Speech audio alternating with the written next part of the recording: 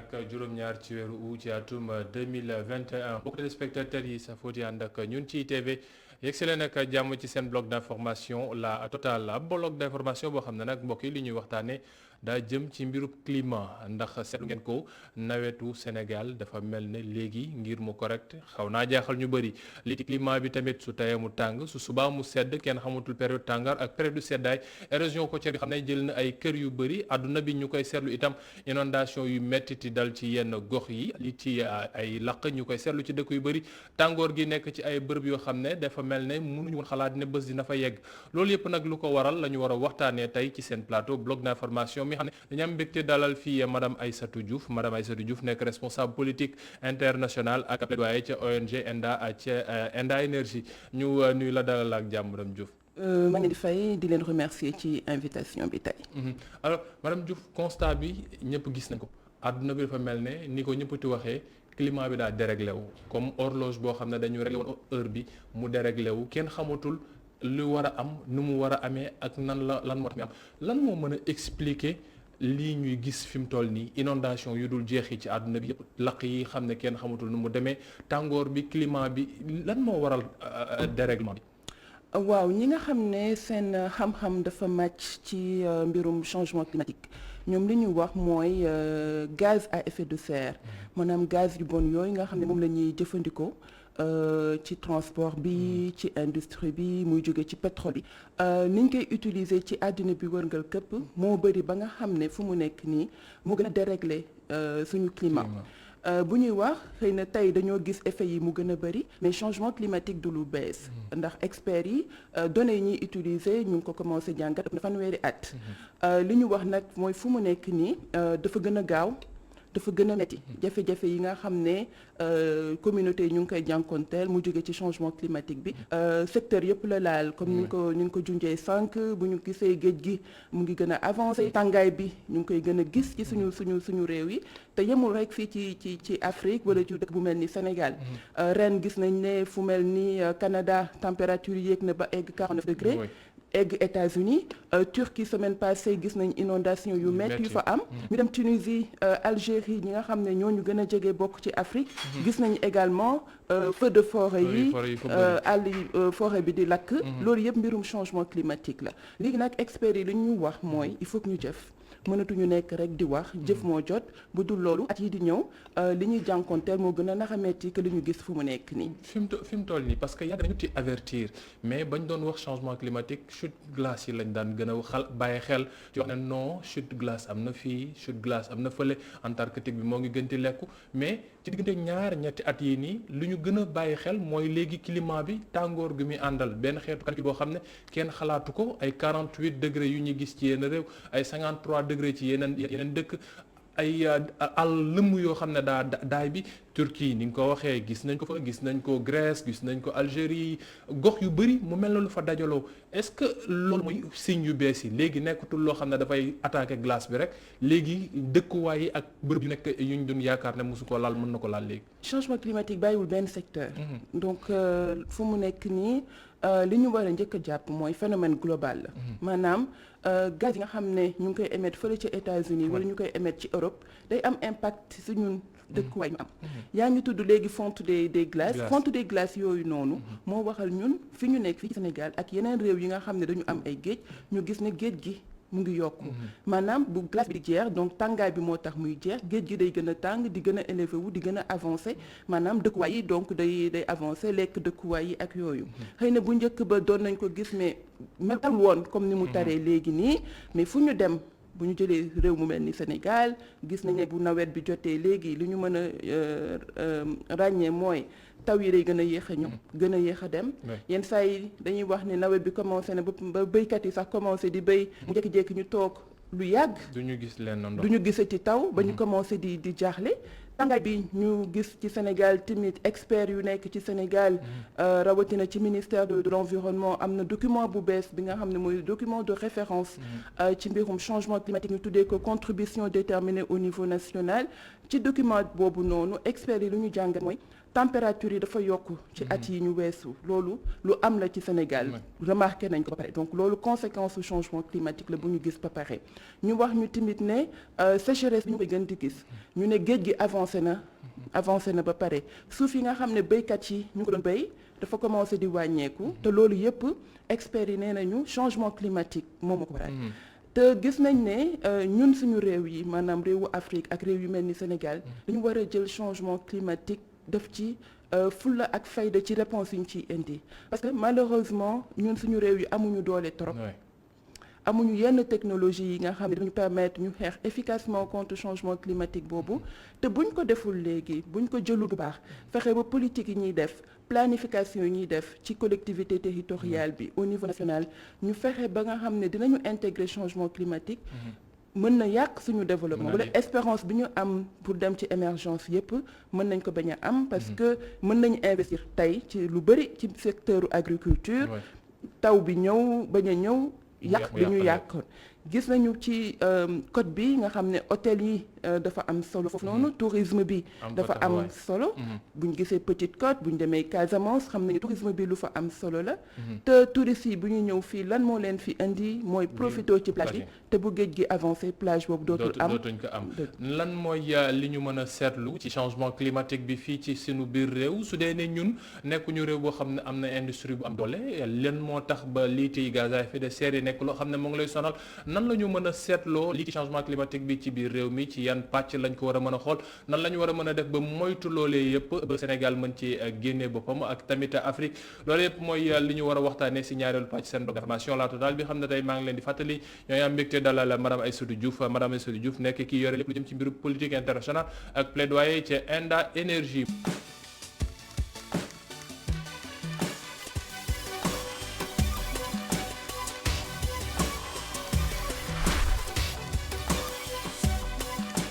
sant bu baax gërëm ko moom Serigne Modou Mbacké ñoo ci xibaar yooyu mu ñu andiloon ci marax gi mbokk yi dellusiwaat ak jàmm ci seen bloc d'information la totale ci ñaareelu pàcc bi fàttali leen ne tey ku ñu dalal mooy madame Aïssatou Diouf moom mi xam ne moom mooy ki yore lépp lu jëm ci mbir politique internationale ak plaidoyer ca Enda Énergie madame Diouf laata ñoo tàmbali rek joxe xibaar bi waa Sénégal ndax suñu ndaw moo ngi ca Douala ca Côte d'Ivoire safurla ca Cameroun ci tirage au sort Coupe d'Afrique des Nations bi war a am ci atum 2021 bile ñu xam rek ne léegi Sénégal moom ci poule B bi la nekk war a bokk poule boobu ak ñiiti waa Zimbabwe waa Guinée ak waa Malawi mu nekk ab jongante boo xam ne war naa dambale ci at bi ñu nekk ci 2021 bi ginnaaw bañ ko poussé ci atum 2020 ndax masu coronavirus bi kon nag yeneen xibaar ak yeneen leeral yi ngeen ko am ci xibaaru nasaraan yi ci 19:45 bi ak Adama Anouska Ba alors ñu dellu siwaat ci li ñu yitteel tey mooy mbiru climat sànq ba ñuy jeexal yaa ngi am ay poñ yoo xam ne tàmbali woon nga ko soulever surtout ci climat bi nu mu soppeekoo dérèglement bi réchauffement bi ak Sénégal nuñ koy gisee au début on disait que ne réchauffement climatique bi ñun intéressé wuñu ndax dañ doon jàpp ne bitim réew la ndax ñoom ñoo yore industrie ñoom ñoo yore oto yu bëri ñoom ñoo yore yeneen bërëb yoo xam ne ñoo ngi fay produire gaz à effet de serre yi waaye de plus en plus dafa mel ne mbir mi dafa mujj doon loo xam ne dafa dugg ci suñu biir réew ndax période du seddaay kenn xamatul kañ lay tàmbali kañ lay jeex période du tàngoor kenn xamatul kañ lay tàmbali kañ lay jeex taw bi kenn xamatul nan lañ koy calibrer est-ce que dafa mujj nekk loo xam ne suñu vécu réchauffement bi daf ko mujj bouleversé fii au Sénégal. Bouleversé na ko au Sénégal mais du Sénégal rek. Je pense que ci àddina bi yëpp ak réewu Afrique bi yëpp gis nañ ne changement climatique dafa bokk ci suñu quotidien loo xam ne dañ koy dund. xëy na bu njëkk ba dañu yaakaaroon ne fële rek la mais gis nañ ne fii chaque jour événement dina am boo xam ne experts yi dinañu wax ne lii changement climatique bi moom moo ko indi. donc loolu nag dafay tax ñu war a indi ay coppite ci ni ñuy doxalee ci ni ñuy dundee te coppite yi ñëpp a ko war a jël communauté yi war nañ am ay coppite ci seen dundin gouvernement yi décideurs politiques yi ci ni ñuy tëralee politique yi tamit war na am ay coppite citoyens yëpp ci nit ci seen doxalin war nañ am ay coppite parce que experts yi bu ñu fàtte ne du toll ci fukki fan am na rapport bu am solo bu génnoon yoo xam ne experts yu nekk ci àddina bi yëpp ñoo ko liggéey ñu wax ñu ne ñëpp ñoo war a jël ay mesures mesures yi nag léegi lañ ko war a jël waruñu ko bàyyi ba suba wala ginnaaw suba parce que bu ñu ko jëlul dina gën a tar ci suñu réew bi maanaam comme ni nga ko waxee gis nañ ne bu ñu waxee émission de gaz à effet de serre xel yëpp ci pays développés yi lay dem parce que ñoom ñooy gën a émettre gaz à effet de serre ñoom ñoo gën a am entreprise yu mag yi bu ñu boolee réewu Afrique yëpp suñu émission de gaz à effet de serre matul 5%. maanaam ci 4%. 4% entre 4 ak 5%. donc lu néew la te bu ñu xoolee ci 4 ak entre 4 ak 5% yi pays yu def yu xam ne ñoo ëpp doole yu mel ni Afrique du Sud ak Nigéria ñoom ñoo ëpp sax li ñuy génne ci gaz à effet de serre bu ñu ko comparé ak dëkk yu mel ni Sénégal wala Gambie et cetera mais bu ñu xoolee ci impact yi gis nañ ne impact yi maanaam fee la ëppee émission yi mais impact yi fii la gën a méttiwee ci Sénégalais bi maanaam man sama yaay ji toog këram nga koy wax gaz émission de serre ak réchauffement climatique su yenn saa yi mën na bañ a xam nan la koy gisee ci dundam réchauffement climatique bi Sénégal fi mu toll nii suñ doon wax ne ay ponk moo ngi nii suñ ko jàppee rek mën nañ xam ne ñoo ngi ci réchauffement bi te am na ay conséquences ñun. mais suñu yaay yi ak suñu papa yi suñu maam yi ñoom ñoo ñu ko gën a mën a expliquer. ndaxte ñoom dinañ la wax am na ay at yoo xam ne sedd gi dafa metti woon. man sama yaay daf may wax ne at bi ma juddoo buñ daan weer yëre pour moom dafay yàgg. mois de décembre. léegi gis nañ ne décembre seddatul noonu loolu je pense que ne suñu papa yi suñu maam yi. teg nañ ci bët. agriculteurs yi tamit gis nañ ne taw bi mu ngi gën a yéex a ñëw loolu du loo xam ne dañ leen koy wax lu ñuy gis la ñun ñi suñu génération bu ñu xoolee rek par rapport ak 5 at juróomi at fukki at ci ginnaaw gis nañ ne tàngaay bi léegi gën a tar donc loolu du loo xam ne dañu koy wax ñu koy laam-laamee ndax am na wala amul loolu ci loo xam ne dañ ci teg suñu bët la ñi dëkk ci côte bi boo demee Mbour gis nañ géej gi mu avancé boo demee Diogué ca Casamance gis nañu foofu ni mu leen sonalee boo demee Saint-Louis ci Guet Ndar Pilote Bar Dun Baba Dieye gis nañu ni mu mel ñun defoon nañu ay liggéey bu am solo ci côté boobu gis nañ ñoo xam ne sax dañu wax jóge seeni kër yi dem dëkki feneen ndaxte géej gi day avancé ñu tabaxaat géej gi ñu waat ñu war a jóge foofu te loolu li ci gën a métti mooy ay population yi loo xam ne la ci ay pêche la ñuy dundee lu ci mel ne waa Bargny Géej yi xam ne ñoom at bi bu ne peut-être dina lekk ñaari mètre ci seen dëkkuwaay waaw mais pêcheur bi li ñu xam ci suñu réew mooy dëkk ci wetu géej gi su dee géej gi day avancé ba nga xam ne day lekk seen dëkkuwaay yi ñu war a dem dëkk feneen dafay gën a metti ci ñoom loolu experts yi dañuy wax dootul rek mbirum changement climatique bi mais fi nga am say souvenir fi nga juddoo fi nga cosaanoo boo sa ñoon foofu ngay nekk sa patrimoine dañ lay arraché donc loolu yëpp fu mu nekk nii lu ñu gis la te études yi nga xam ne ñun fii dañ ko def ci Sénégal li ñu jàpp mooy loolu bu ñu deful nang dafay jëm kanam ci at yi di ñëw études yu mujj yi nga xam ne experts yu ministère de l'environnement tënk nañ ko nañ ragal nañ ne géej gi dina gën a avancé ci at yi di ñëw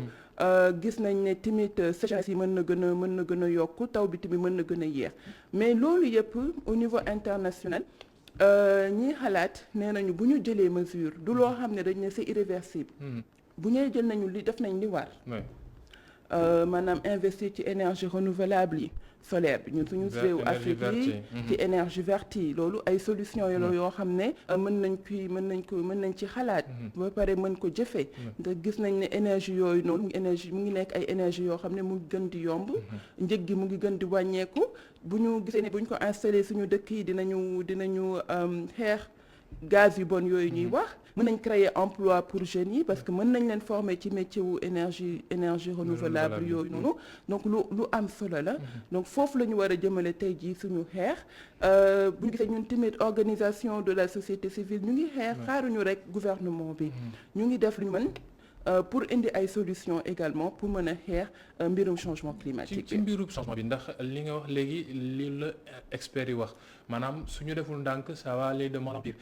alors que ne fii Sénégal mën nañu wax ne lu bëri jël nañ ko parce que ci environnement bi mbirum utilisation charbon même su fekkee ne mënuñu tere ñëpp ñu utiliser charbon mais am na usine boo xam ne naroon nañ fi teg ko coow li ba mu jógee delluwaat nañ ci ginnaaw li jëm ci sachet plastique yi am nay loi yoo xam ne génne nañ ko ngir wax nañ ko wàññee ba mbir mi moo ngi tàmbali ci jëm de l'avant lan moo nekk lu war a tax ba mbir yi nekk loo xam ne day gënti law alors que ne ñun ñoo ngi jël ay mesures ngir muy mënti wàññeeku. waaw xeex changement climatique moo metti dafa laaj xaalis bu bëri. xaalis boo xam ne suñu budget rek mënu ko jël en charge mënu ci doy parce que bu ñu nee climat bi urgence la ñi nekk ci santé bi dañuy ñëw ne santé bi urgence la éducation bi urgence bi te loolu yëpp dëgg la loolu moo tax ñun dañuy wax ne coût supplémentaire au développement la maanaam urgence climatique tey jii bu ñu ko xoolee ci suñu réew yi dafa naka gën a yokk pauvreté xaalis boobu ñu soxla tey jii nii pour réew bu mel ni Sénégal ak yeneen réewu Afrique yi suñu budget rek mënu ko jël en charge loolu moo tax bu ñuy wax changement climatique niveau international dafa am solo dafa am xaalis boo xam ne pays yi nga xam ne ñoom ñooy tax ba changement climatique bi egg fii dañoo war a dàmp pays yi nga xam ne ñoom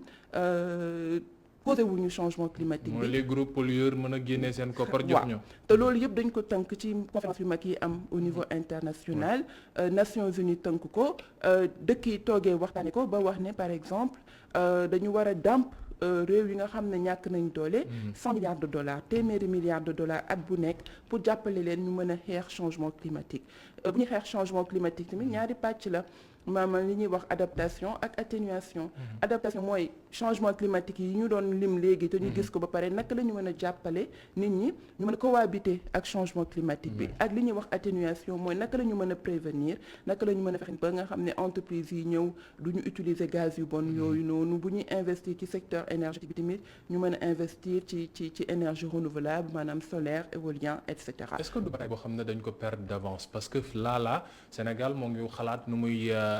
exploiter pétrole am ak gaz am dugal ci xaalis gu bëri mu nekk loo xam ne sax ñenn ñi ñoo ngi wax est-ce que nekkul ab peine perdue su fekkee ñun dañu bëgg a xeex ngir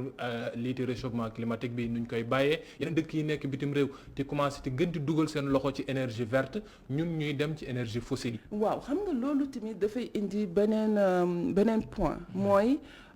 Est-ce que le droit au développement est-ce que tey jii nii war nañu wax ne ndax dañuy xeex changement climatique rek waratuñu utiliser exploiter suñu pétrole. Convention climat déjà ci principe am yi dafa reconnaître droit au développement maanaam mënuñu xañ dëkk yi nga xam ne causé wuñu réchauffement climatique bi ñu développé wu par contre mën nañu am beneen doxalin tey jii nii dina jafe lool ñu ne réew bu mel ni Sénégal bu ñuy xoolee mbébét bi ñu am yëpp ci pétrole ak ressources financières yi nga xam ne yëpp pétrole bi mën na ko indi ñu ne bu ñu exploiter pétrole par contre mën nañu wax ne xaalis boobu di jóge ci pétrole bi ana lan lañ ci mën a def lan lañ ci mën a comp ne dañ koy dugal ci mbirum développer énergie renouvelable yi ñaata pourcentage lañu mën a jël ci ressources yi nga xam ne dafa nax a jóge ci pétrole bi dugal ko pour mën a développer énergie renouvelable yi loolu solution lay doon nga xam ne dinañ mën a d'une part exploiter pétrole bi nga xam ne nit ñi am nañ ci yaakaar pour mu yokk développement wu réew mi mais ñu xam ne pétrole tamit ressource la boo xam ne dafay jeex un jour alors que énergie renouvelable bi du ressource yoo xam ne dafay jeex donc bu ñu jëlee ci ressources financières yi nga xam ne ñu ngi koy am ci pétrole bi dugal ko ci développer secteur énergie renouvelable bi dina nekk loo xam ne dafa am solo bu ñu xoolee fu mu nekk nii nee nañu bu ñu xoolee secteur énergie au niveau du Sénégal mu ngi toll énergie renouvelable mu ngi toll ci 22% fu mu nekk nii Sénégal bëgg na egg ba 30% d'ici 2030 donc ñu ngi ci yoon gis nañu centrale solaire yi nga xam ne mooy bokkal ak yeneen donc gis nañu njëriñ bu mu am donc dañuy ñaax ñi nga xam ne ñoom ñoo jiite réew mi ñu gën ci investir ñu gën ci investir Sénégal bokk na ci ay rendez-vous yu bëri ci àdduna bi yu ñuy def ci COP 21 yeeg COP 25 yi ak yeneen yi xam ne ñoo ngi koy amal waaye dafa mel ne dañ ci dul gis revenu maanaam dañuy dem toog ñu waxtaanee ko mais fii Sénégal on sent pas réellement impact yi xam ne dañ koy waxtaanee bitim réew c'est-à-dire que dañuy dem pour fekkee pour participer kese wala lañ fay jëlee dañ ko mënagul teg ci biir réew mi politique yi ko at jëfee ko. waaw xam naa ci mbirum conférence yooyu Sénégal pàcc bu am solo la fay jouer ndax ay experts yu xarañ la fa Sénégal yóbbu pour ñu négocier. xëy na problème de communication ak de sensibilisation ba gën a xamal ñi ci réew mi ñëpp yan njëriñ la ñu jëlee ci conférence yooyu maanaam mais am na ay njëriñ benn exemple Sénégal bokk na ci réew njëkk ci àddina bu bénéficier wu li ñuy wax fonds d'adaptation mooy fonds bi nga xam ne ci conférence des parties ci COP yi la jógee pour jàppale nit ñi ñu adapté wu ci changement climatique. fonds boobu moo permettre ñu def dikk yi nekkoon ci Thiawlène te loolu ci négociation climat yi la jógee récupérer ay terres fële ci Joal pour permettre jigéen ñi nga xam ne ñu ngi doon béy ceeb ñu continuer di mën a utiliser terre bi parce que xorom si daf ko nangu woon loolu noonu 8 millions de dollars yooyu noonu ñu amoon ci négociation climat la ñu ko jëlee Sénégal tamit am na taxawaay bu am solo parce que ci négociation conférence des parties yooyu dafa am lu ñu mën a woowee entre guillemets banque climat maanaam xaalis bi nga xam ne pays développés yëpp dañ koy def pour jàppale réew yi nga xam ne amuñu doole pour ñu xeex changement climatique foofu lañ koy def ñu tuddee ko fonds vert pour le climat nga xam ne bala ngay egg foofu noonu il faut nga am institution bu xarañ bu dëgër boo xam ne dina la mën a jàppale ba nga mën a bind projet te mën ko yóbbu foofu noonu pour bénéficier wu ci xaalis financement yooyu noonu gis nañ ne Sénégal am nañ centre de suivi écologique muy joué bu am solo ba nga xam ne am na accréditation fële ca fonds vert pour le climat mu nekk lu xam ne lu am solo la te centre de suivi écologique boobu mu ngi jàppale yeneen réew yu nekk Afrique ak au sud pour que ñoom ñu mën a egg ba am ci financement yooyu te ci fan yi ñu wees tamit banque bi nga xam ne mooy la banque agricole am na accréditation foofu noonu donc mën na liggéey ak agriculteurs yi ak ñeneen ONG yi entreprise yi nga xam ne bëgg nañ dem déposer ay projet yoo xam ne mën na ëpp fukki millions de dollars pour ñëw def projet yoo xam ne dafay xeex changement climatique donc am na ay jéego yu am solo yoo xam ne Sénégal mu ngi koy def ci négociation yooyu noonu xëy na li des mooy bu ñu ñëwee gën ko waxtaanee ak ñi nga xam ne demuñu woon ak communauté yi ba ñu xam lan la ñu yóbbu woon ak lan la ñu indi. fan yi gis nañ ko démb moo ci mujj ab baleine échoué ci suñu côte yi fii ci Rufisque la xewee lu ci jiitu fan yële ci kaw gisoon nañu yeneen beneen baleine itam bu échoué woon loolu yëpp ñenn ñi bëgg koo jiiñ ne exploitation bi nuñ ko tàmbalee wala réchauffement climatique bi nu muy doxee tax ba léegi baleine yi ni ñuy échoué parce que fu ñu daan gën a jegesee léegi foofu ndox bi day gën di deltu est-ce que ce sont des choses plausibles yoo xam ne mën nañ ko imputer réchauffement bi moom moo waral loolu. loolu nag experts yi ñoom ñoo wax a def étude experts yi nekk ministère de l'environnement am nañu ñu xarañ ñoo xam ne mën nañ def ay études ba xam ndax pollution bi la ndax tàngaayu géej gi la wala ndax ni géej gi di reculer mais yaakaar naa ne mënuñu ñëw rek wax ne lii moo ko waral il faut que experts yi nga xam ne seen xam-xam màcc na ñu nekk ci ministère de l'environnement def ay études ba mën a xam lan moo waral baleine yooyu noonu ñu leen gis fii est-ce que tàngaayu géej gi ñu remarqué la est-ce que géej gi randu la est-ce que pollution marine bi nga xam ne am na la mais dafa laaj ñoom ñu jàngat ko ba mën ñoo wax lan moo ko waral bu ñu paree tamit wax ñu yan mesure lañ mën a def ba nga xam ne phénomène boobu ñuy gis fan yi dootuñu ko gis lu bëri. dafa am benn environnementaliste moo doon waxanteel démb téléphone il s'appelle Antoine Faye moo nga ca Palmarin mu am benn wax boo xam ne daf ma ko wax mu ne ma Sénégalais yi soo leen bëggee wax ci mbirub climat faw nga jaar ko ci mbirub koom te lu gën a yomb mooy nga wax nappkat bi ni mu daan def maanaam su daan def 100 wala 200 mètres pour am jën léegi il faut que def 10 voire 15 kilomètres ci biir géej gi ngir mën a am jën ndax jën yi il faut que ñu dem wuti ji ëppling bi maanaam fi ndox mi gën a seddee léegi foofu ñuy gën di dellu si koom-koom boobu ñooñu xam ne dinañ ko dugal ci essence doole bañ cey def du ñu am jën yu bëri suñu ñëwee niñ koy jaayaatee day gën a cher koppar bi dugg ci poche nit yi nekk loo xam ne day gën a cher est-ce que du impact économique bi aussi dañ ko xaw di minimiser quelquefois di ko fàttali Sénégalais te wax na la métti su amee ci lii peut-être que climat bi nuñ koy maltraité am na ci loxo. mais Antoine wax na dëgg. tey jii nii moo tax ma ne bu ñu bëggee gën a xamal nit ñi changement climatique bi il faut que ñu mën leen wan yan jafe-jafe lay indi ci seen vie ci seen quotidien changement climatique bi naxul bàyyi benn secteur d'activité rawatina secteur d'activité clé yi nga xam ne ñoom ñoo yor suñu économie bi Antoine wax na pêche bi bu ñu gisee loolu gis nañ yeneen jafe-jafe yu muy indi parce que gis nañu suñu pêcheurs dañuy dem ba Mauritanie pour dem uti ji napp pour nappi parce que suñu géej gi ni mu daan produire ay jën amatu ko donc il faut que ñu dem ba mu fu gën a sori ñooñu am nañu seeni loi donc gis nañu conflit yi nga xam ne loolu noonu daf koy indi sànq ñu ngi doon wax ci tourisme ñëpp xam nañ ne tourisme ban importance la am ci suñu pays fii nii ci Sénégal am na fi doole boo demee Saly tey ñaata hôtel ñoo tëj hôtel yooyu ñaata nit la doon employé donc ñaata père de famille ñoo dem au chômage donc impact changement climatique bi ci tourisme bi aussi lu ñu war a jàngat la tey ji xool bu dee amuñu ay technologie yoo xam ne mën na retarder avancement de la mer bi yan impact la naxa amaat donc loolu tamit loo xam ne lu ñu war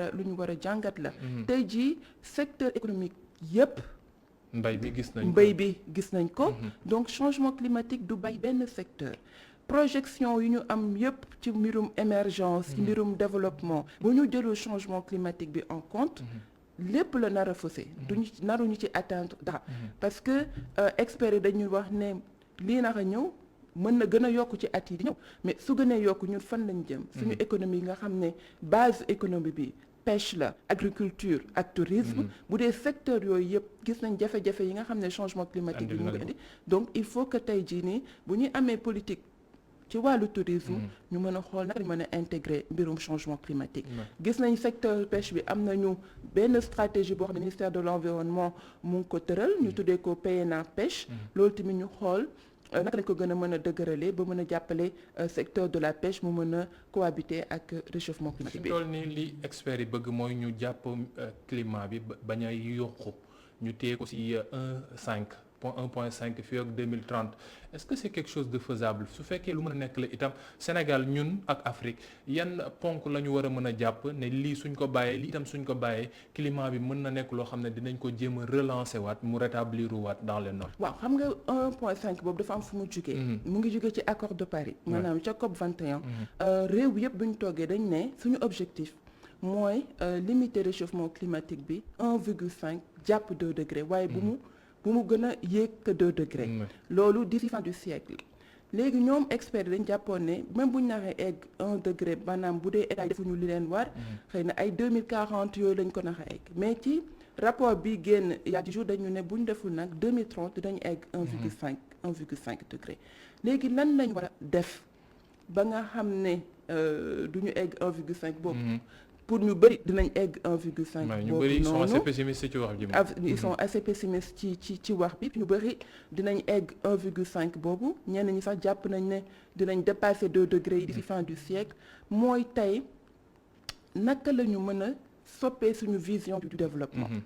parce que ñëpp dañuy wax ne waaw pays développés yi dañoo utiliser pétrole bi ba egg si fii dañoo utiliser industrie yi ba egg si fii mais ñun gis nañ loolu jafe-jafe yi mu indil àddina bi et que je pense que ne am na ay exemples yoo xam ne mën nañ wan ne buñ ko jëlee ñu ngi koy def ci zone bu yem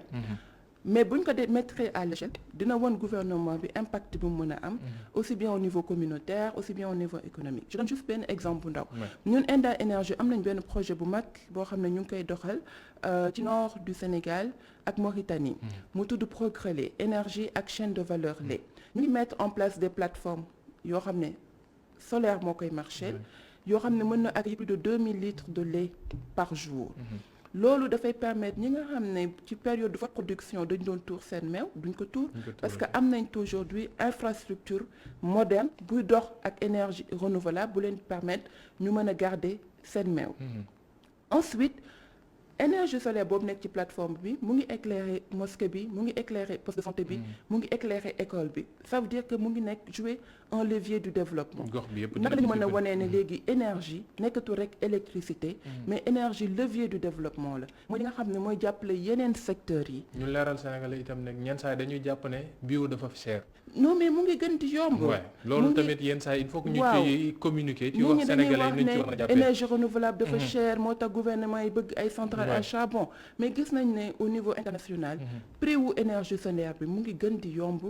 te loo xam ne la comme ñun suñu réew dañu am soleil maanaam at bi yëpp dinañ ci jot buñ ci investir doo xam ne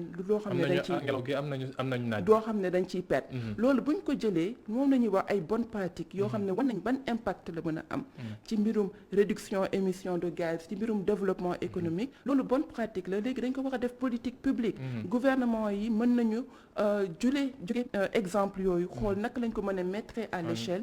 au niveau national ba nga xam ne ñëpp dinañ ci mën a jëriñu te dina nekk benn yoon boo xam ne tamit mën nañ ko utiliser pour xeex coppite climat bi. sant ko bu baax gërëm ko moom Aïssatou Diouf moo newoon suñu gan tey ci seen blog d'information La Totale moom mi xam ne moo yore lépp lu jëm ci mbiru politique internationale ak plaidoyer ca ONG Enda Énergie ni ko Pinti waxee rek ku nekk jël sachet yi di ko xool noo koy dencee bu baax bañ ko sànni ci mbedd yi kaasa jeté yi ñu mën ko ci ko toppatoo bañ a sànni ci biir géej gi yenn yu ndaw yooyu suñ ko ñunti tàmmeeti def rek réew mi mën nañ jàpp ne mën nañoo sàmm suñu climat yeneen à l'échelle nationale et mondiale mu te ñu jëm ko def sant leen baax mbokk yi gërëm leen lii mooy li ñu leen andi loon tey ci seen bloc d'information la totale tout de suite le 19:45 et c'est avec Manouche Kaba demain incha allah